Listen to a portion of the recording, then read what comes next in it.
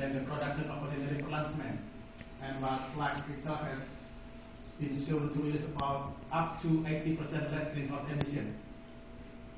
And in addition, it's only 20 to 30% fly ash and slag produce is used, and the excess is put into the storage. We hope that the utilization of the excess of fly ash slag will contribute to the elimination of the environmental impact by the Portland cement production. The other issue is about the durability issue. In mild environment with the proper design and production, traditional concrete made by ordinary Portland cement can be a very durable material. However, it has been long recognized that traditional concrete can suffer deterioration from the chemical attack such as aggressive agents such as chloride, sulfate, and acid. And the majority of the chemical attack is the reaction between the aggressive agent with the cement market itself. So we hope that by doing this research, we can try to know the behavior of these properties. And also, many concrete structures start to deteriorate after 20 or 30 years due to the chemical attack, and even they have been designed for more than 50 years of life.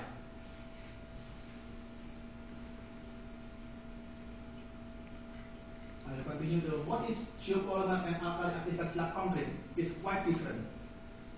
Geopolymer and alkali activated concrete is a new material that does not need the presence of Portland cement as a binder. Instead, the source of material such as fly ash and slag are activated by alkali liquids to produce the binder. Hence, it's a concrete with no Portland cement. And the alkali activation is the term used to imply that the activation is used to stimulate the pozzolanic reaction and also the latent cementitious property from the fly ash and the slag.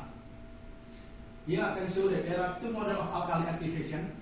First, alkali activation by low to mild alkali of material containing primarily of silicate and calcium. It will form a calcium silicate hydrogel. So this is similar with the ordinary Portland cement form, however with a lower calcium silicate ratio. The second activation is activation by highly alkali of material containing primarily silicate and aluminous. It will form an inorganic binder through the polymerization process. This geopolymer process is the term to use to characterize this kind of reaction from the previous one. And accordingly, this term of geopolymer has been adopted by Davidovich in 1994. The geopolymeric reaction itself is used to differentiate geopolymer with the type of the other alkali activation materials, such as alkali activated slag. So the product is very, very different. This one, the alkali activated slag, will produce like a calcium silicate hydrogel, more like a Portland cement. But the geopolymer will produce inorganic binder with a polymerization process, it's more like a polymer.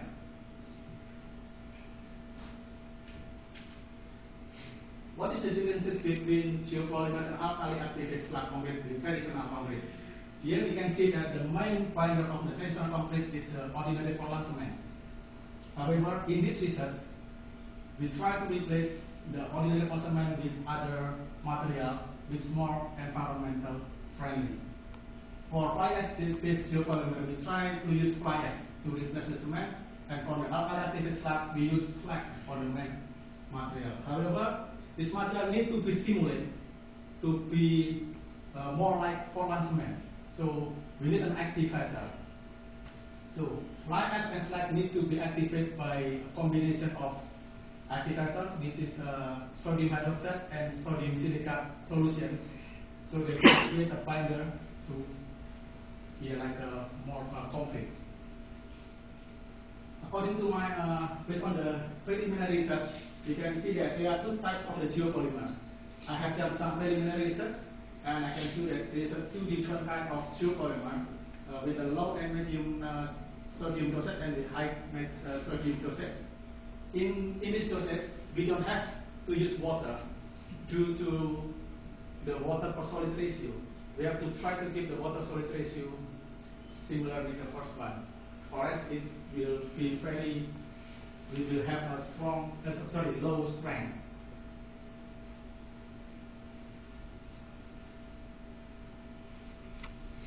This one is research significant. Some of the research has been done and demonstrate the possibility to use fly ash or slag as a sole binder in concrete by activating them with alkali components. And the other research has shown that the similarity of fly ash-based geopolymer and alkali activated slag concrete to the traditional concrete over short periods of time, in 28 days. Most of them are doing the research in 50 days, something like that. Harjito, Fernandez, and Segoprosil demonstrate the comparable compressive strength and modulus of elasticity as well as the better bond strength performance compared to the ordinary Portland cement. The second one is Marjo and Biasloya show that fly ash-based geopolymer have a similar flexural behavior compared to ordinary Portland cement concrete, indicating that the existing concrete regulation may be applicable for this geopolymer concrete. We don't have the regulation yet, but Concrete Institute of Australia has issued the Concrete Institute standard for the geopolymer concrete for recommended practice only. So it's not standard yet, but still a recommended practice only. For the slag, alkali activated slag, according to Ponda, AS will develop high mechanical strength and high modulus of elasticity compared to the OPC in a short time of period. And however, Colin and Sanjarian said that there is a visible surface microcrack on alkali activated slag surface, indicated that considerably higher total porosity, which would lead to inferior strength over a long period of time. It is still an assumption. And they are doing some research by comparing the fly ash-based geopolymer and alkali activated slag concrete in the same mixing solution. It demonstrates that the AS or alkali activated slag concrete exhibits much higher compressive strength than fly ash-based geopolymer concrete in 2009. In durability issue, concrete durability has come to be considered as important as material strength, as structural failures are primarily caused by either excessive force or the deterioration of the structural components.